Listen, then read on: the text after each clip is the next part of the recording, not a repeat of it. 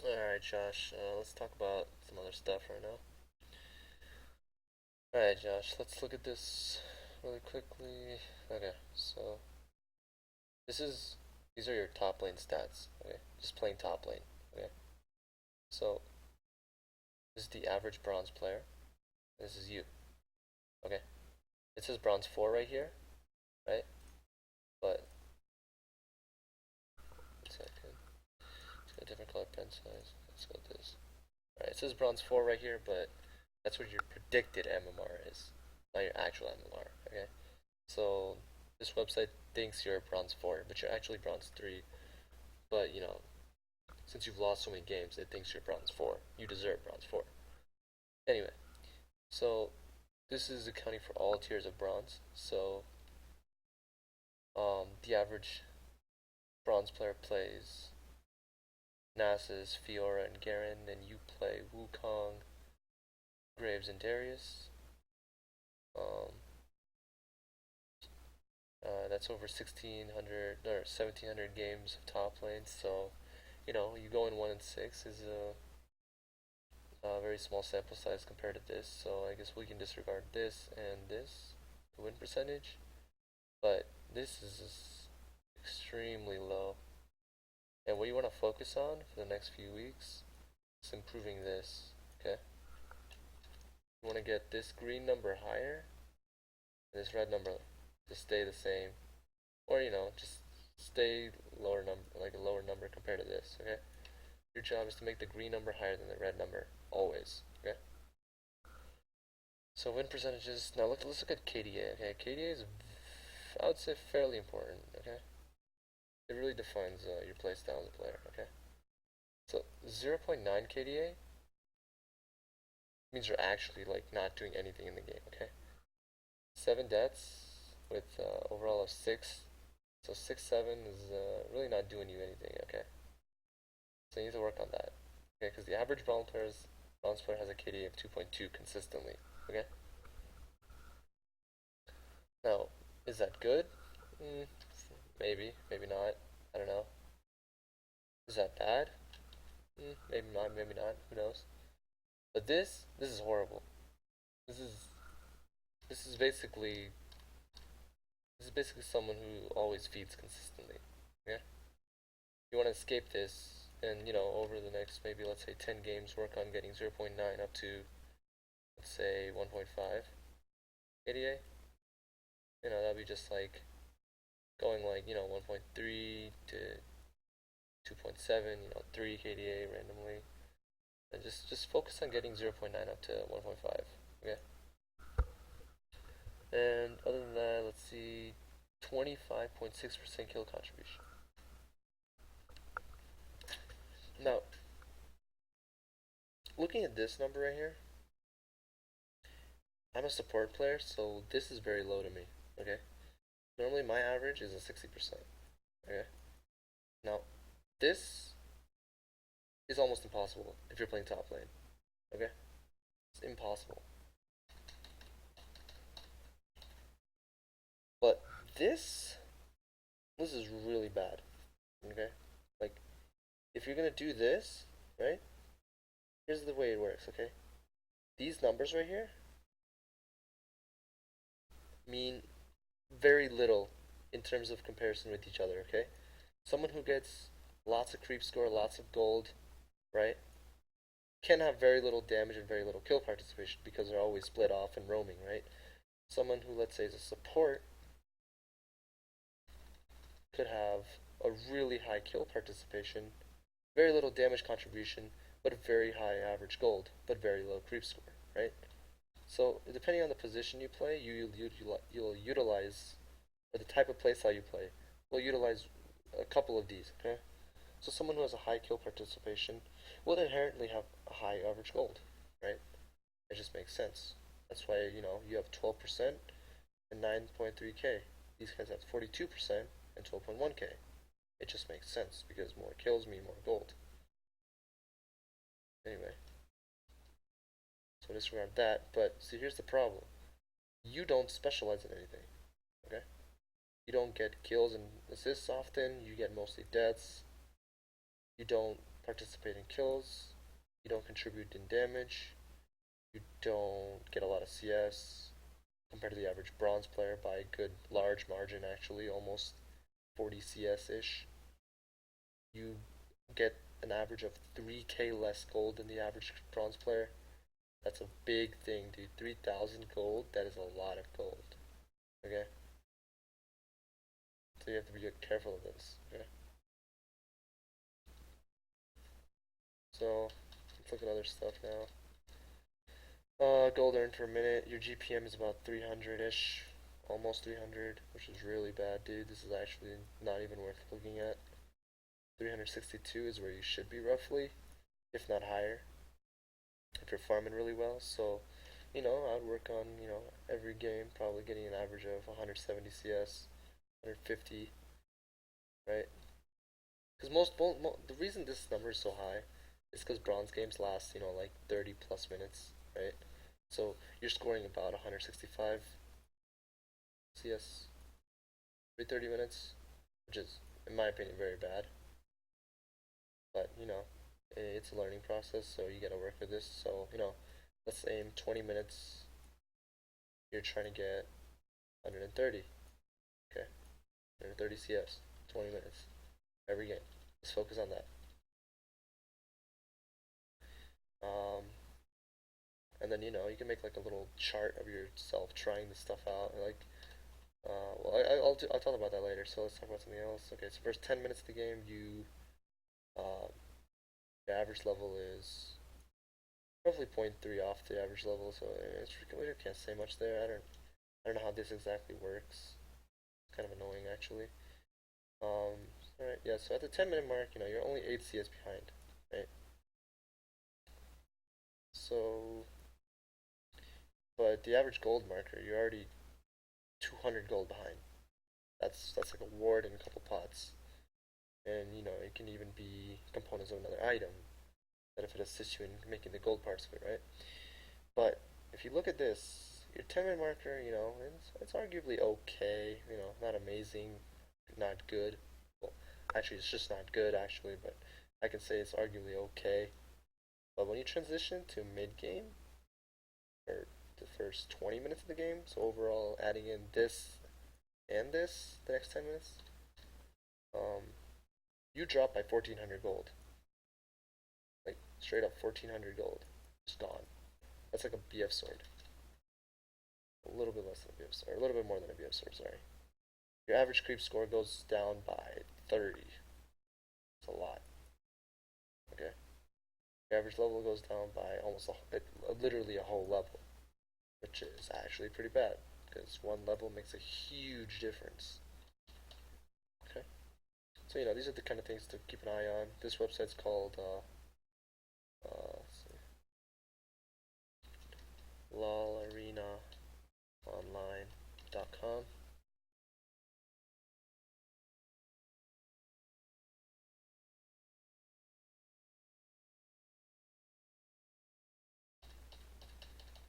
Oh man. Well, anyway, lolarenaonline.com. Right, so feel free to check this website out. It's actually pretty cool. I use this website for a lot of stuff. Just for in terms of stats and laning. So it also tells you your overall MMR, your each lane's MMR that you've played. It's pretty cool actually. Anyway, so stuff to talk about. Let's say, okay, so let's pick a hypothetical, okay? Because you always play Wukong, and I want you to keep playing Wukong actually. Nothing else. Don't play anything else, okay? So, let's go here and let's try Wukong, okay? So you're playing only Wukong, right? So, yes. You're only playing Wukong. Just keep an eye on. Okay, so we know Wukong is your champion. So okay, so what are his abilities? Okay.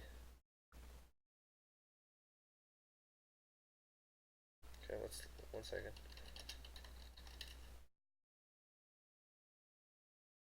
Okay, so Wukong has 4 abilities and a passive, just like every other champion does. Let's turn it down to 26-ish. Okay, so Wukong's passive is Stone Skin. Okay. So, summary. Stone Skin. I want to give a summary of it. Basically, gain passive armor slash MR for for the number of enemy champions nearby, right?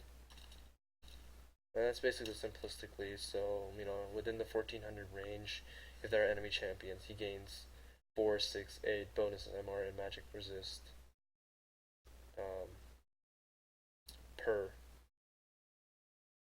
visible enemy champion. So let's say, there are two melee champions, or two champions within range of you, you'll gain 4 times 2, or 6 times 2 times 8 times 2, depending on your level. Okay, so I'm guessing it would be at, 6 would be the first upgrade, and then the second upgrade would be at 6, and then 8 later on, 11, and then, yeah, 16. Anyway, that's not the point. Let's look at his abilities. Crushing Blow, which is the strike. Basically, your auto attack range increases by 300, so you can, basically you become a range champion for a little bit. Not technically range, your range is still pretty short. So Wukong's next attack, within the next 5 seconds, gains range, deals additional physical damage, reduces his target armor by 3 seconds, for 3 seconds.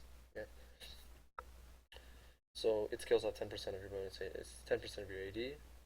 Armor reduction is, 10, 15, 20, 25, 30, depending on which level it is. I don't recommend maxing this, okay? So, basically, range and damage. That's all you need to know, okay? Simple. And armor shred. Armor shred. Okay, decoy. Now, this is the one ability I have an issue with you using, okay? Because you don't actually know how to use it. Or you're not using it properly. Yes, it's an escape. That's true. You enter stealth for 5 seconds, leaves a copy of himself behind, and deals magic damage to the enemy around, and then gets hit by it. Yeah, simple enough. Okay, so you can use it as an escape. You can use it as an engage, because you can come in from the side, invisible, and EQ ulti. Simple. You can also juke people with it, right? You can fake it. Juke escape, kind of similar things. Um, you know, decoy is basically stealth, so anything you can think of doing with stealth is up to your imagination of how you use it. Should you use it prematurely is what you've been doing, which is wrong. So don't, let's say, a team fight's about to start and you're in the middle of the team fight already and their team sees you, right? There's no reason to be using decoy unless you're getting chopped, okay? And you're trying to make an escape to re-engage later, okay? That is understandable.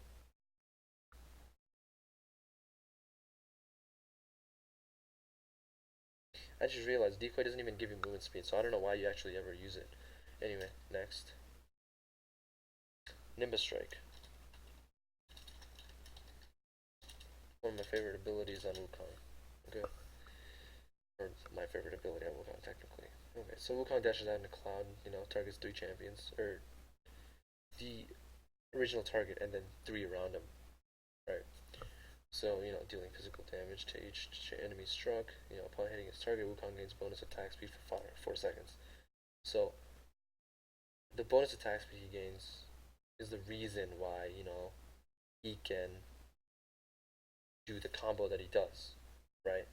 So the way you do it is you do, attack speed, speed buff, gap closer, damage. That's it. That's all you need to know. Okay? So, it can also be used for escaping people, juking, engaging, everything. It's everything. Okay? It's the the way, okay, so you need to think of how you can use your ability in different ways, right? So when I play Zed, like, there's a gap between me and the enemy champion that I can't ulti him, right? So how would I close the gap? I would use W to gap close, not a W as a way to trade with someone, right? That's just like it's common knowledge that you develop after playing the champion for a long time. Okay. So moving on. Nimbus Strike is cool. Cyclone. Escape. Knock up. CC. Damage. You know, just a little bit of everything. Movement speed. Alright. And it scales with a decent amount of your AD, which is 110% of your AD. And basically, as you spin around, you can, synergize it with some items you buy, like Black Cleaver, which stacks the Black Cleaver passive as you hit the target you're spinning through. Okay? Essentially, reducing their armor and doing more damage with your ulti and your other abilities. And you have already shredded 30% of their armor at max rank on your Q. So, reducing their armor after, already doing armor pen is very helpful for doing extra damage, right? Or, sorry, armor reduction on top of armor reduction. Okay? So, these are just things to, consider for when you're using an ability. Like, think of how else can you use these abilities, okay? This one's pretty straightforward. These three are very important. The way you use these will make you a good Wukong player. This will separate you from a good Wukong player to a better Wukong player. Okay? Like, you think you might be good right now on Wukong, and that's fine. But to get better, you need to know how to use these three abilities properly. Alright, so anyway, simple combo. Pre-6 is just, E into auto, into Q, into auto, right? Into auto, Q into auto. So, you gain attack, okay, so you gap close, auto attack. They walk a little far away from you, but here's the thing. You E auto attack, step a little bit farther towards them, okay? Get closer to them. Then use your Q at melee range. Don't have to use that extra range it gives you, because, that's fine, it's nice. Unless they really dash away, then you want to use the range. Then back away, if they escape.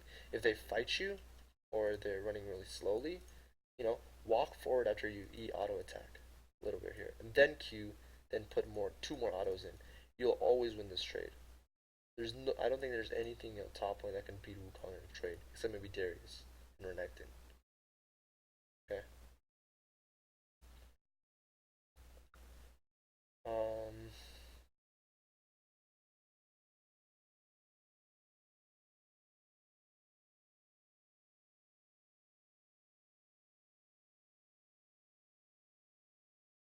yeah. And post 6, it's just E auto Q auto ulti, stack the stacks, stack the Black Cleaver, and boom. You should be good. Alright, alright, so now I wanted to a little bit talk about, builds and stuff, so things to work on is definitely some building stuff, so you're playing top lane, right? So top lane matchups to watch out for.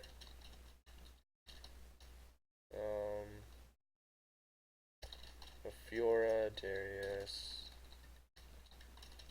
Renekton. That's about it, honestly. I don't think anyone else actually beats straight up. I guess ranged champions, right? That's about it. I don't think I can think of anything else. Most other champions pretty much destroy Wukong. I'd even argue that Fiora gets pretty much wrecked by him. Yeah, was actually not a bad pick. Alright, so, let's say you're against an AP top laner. If you're winning as an AP top laner, or against an AP toner, sorry. Let's say you're winning against an AP top laner. Build Black Cleaver first. Okay, so buy Phage into Caulfield, into Black Cleaver. If you're losing, buy Hex Drinker, and then finish Black Cleaver. Okay, so build Hex Drinker, just for protection, okay? You don't need to finish the Hexdrinker into a Maw of Malmortius yet. Just hold on to it, okay? Finish the Black Cleaver. Black Cleaver is an essential, okay? If you're against an AD top laner and you're losing by, Ninja Tabbies, and then finish Black Cleaver, okay? And then these are the only really three things you need to know, okay? Really nothing else. And so let's say you won top lane. Their build will look something like this. So Black Cleaver into Merc Tread or Tabbies into, let's say, Titanic Hydra into Dead Man's Plate into Spirit Visage, maybe. 1, 2, 3, 4, 5. And then, your last item can be a choice of your choice. A choice item. Let's say your team's mid laner fed. You can buy Maw. Your team's mid laner fed an ADZ by Randuin's. Or there's really nothing to buy and you don't want to build damage by Warmogs. Just keep an eye out for items like that. This is also a choice item. Let's say they have no AP on their team. You can swap this out for any of these. Against an AP laner, definitely if you're losing, go Hex, Black Cleaver, or Hex, Merc, Black Cleaver, and then the rest. And then the rest. If you're winning, go Black Cleaver, Merc, Titanic, Hex, and so on. So basically, if you're playing against an AP top laner, keep in mind, the moment you start losing lane, this needs to be purchased, the Hexdrinker. The moment you start losing lane, Hexdrinker, instantly. Don't even think about it, instantly, Hexdrinker. Playing top lane, instantly, the moment you start losing, Ninja Tabbies. That's the first thing you should be building. Ninja Tabbies or Randuins, okay? Nothing else. Ninja Tabbies or Randuins. Don't think about anything else, okay? The purpose of buying defensive items is to win lane, essentially, okay? So, a poor mentality that people have is to beat people who do more damage than you is to build more damage, right? But here's the thing. They get more damage as you get more damage because they're making more gold off of you having less damage than them. Because they're going to kill you, right? So that just makes sense, and that's progress. Throughout the game, as you build more damage items, you lose gold efficiency, and then you become useless later on, right? Instead of useful. So, better way is to think about it is that how can you mitigate the damage that they're doing and bring you back to an equal playing field? Okay?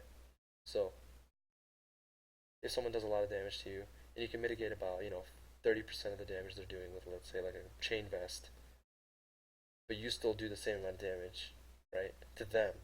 So let's say you do 100 damage, but they did like 400 damage, but you mitigated, let's say not 400 damage. Let's say you did 250 damage, and they did 300 damage. So they beat you by 50 damage, right? And now you come in with like a cloth armor. Now you're mitigating a little bit of their damage, right? So now you're roughly on the same exact playing field. You'll be like 250, 267, right? And those are little things that people don't notice, and they'll keep building damage items without realizing that damage means no resistances and no health, which means they'll be losing quicker, right? And just things to keep in mind. So the moment you start losing, you want to buy something defensive, but if you want to stay in the game, you want to buy something offensive at the same time. So things to look out for: Hexdrinker, Ninja Tabbies.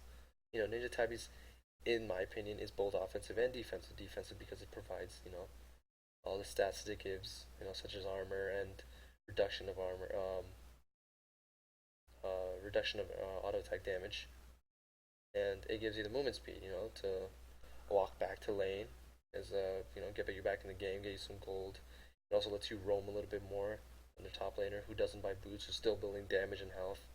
Let's say they don't even have boots of speed yet, they're still building Black Cleaver, Warmogs, right? Or something like that. That means they don't have the speed to roam the map. But you can go mid anytime, get some gold, come back, and keep building your items and keep progressing while they're still stuck at top lane, waiting for a TP chance. And it might never come. But you with your boots guarantee that you can roam. Oh, okay. So don't be afraid to give boots some value because boots have really good value if you know how to use them correctly. Okay, people will buy boots early and they'll never roam, and that's the problem because you should be able to roam if you have boots. That's the whole purpose of boots is to make you move faster. Cover more of the map. Yeah, so learn how to build a little bit more. I guess that's for sure.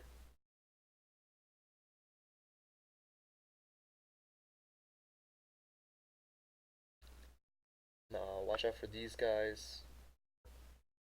Yeah, these guys. Don't be scared of range champions. I saw you playing that Quinn game.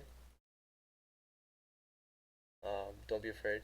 Okay, good. I mean, yes, Wukong doesn't do well against range champions, but don't be afraid to, really test out the limits of the champion player.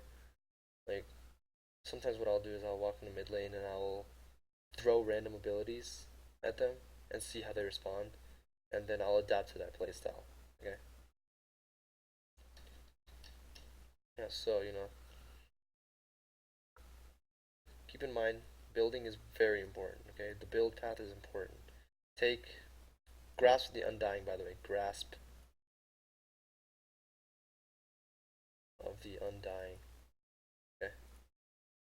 Alright, so, just looking at skill tree, um, really quickly. Um, Let me log in my client really quickly.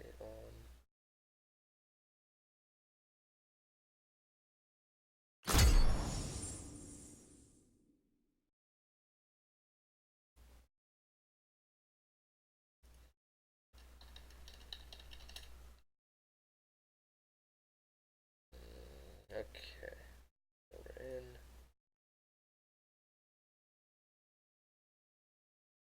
Alright. So, let's look at runes really quickly.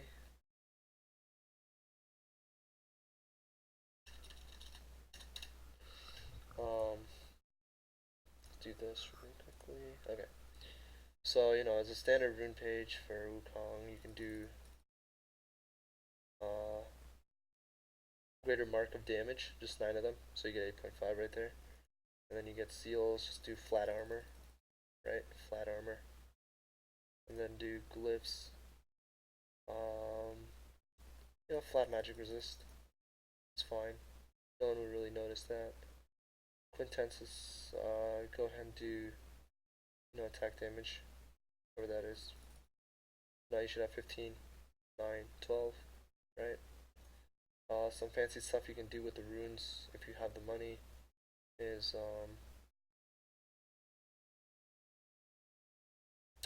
just go for that again. And this is where you can get a little cheeky. Is you can do. What some people do is I think they do 3 of this. Sorry, they do 3 magic resist. Pretty sure it's flat magic resist actually. Actually, I don't know. Yeah, magic resist per level, 3 of them. And they'll do flat cooldowns. So you'll have 5% cooldown at level 1 with 9 armor, 8.5, and then 9 magic resist at level 18. Okay, so that's something to consider. Let's look at runes masteries. Um, what you can do right now is just do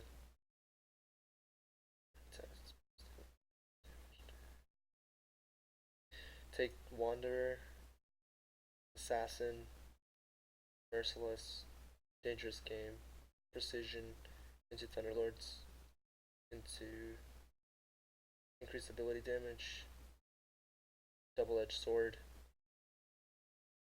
Vampirism, and Bounty Hunter, right?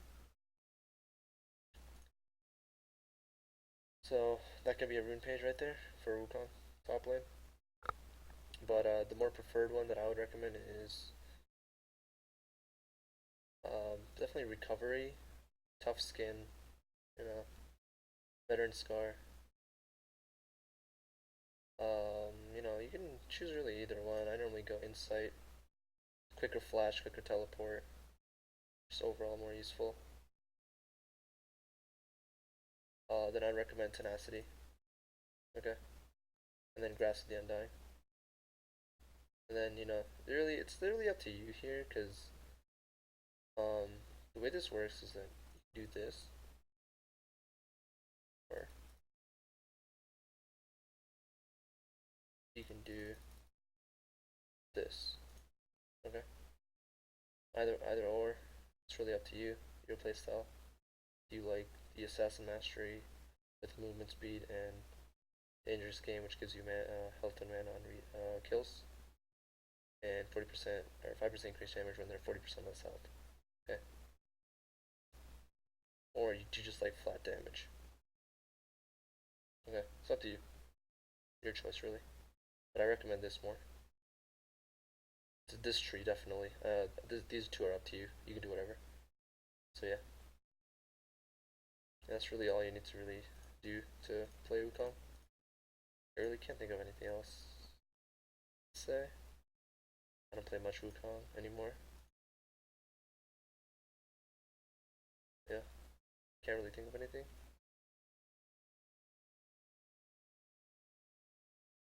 Jesus Christ, come on. Yeah, alright, Josh, try to see if you can keep playing Wukong, get a little bit better at him. I'm pretty sure you can do it. You could probably get out of bronze within 2 or 3 months if you keep trying at it instead of playing normals. If you're gonna play normals, keep practicing and stuff. But yeah, keep working towards it.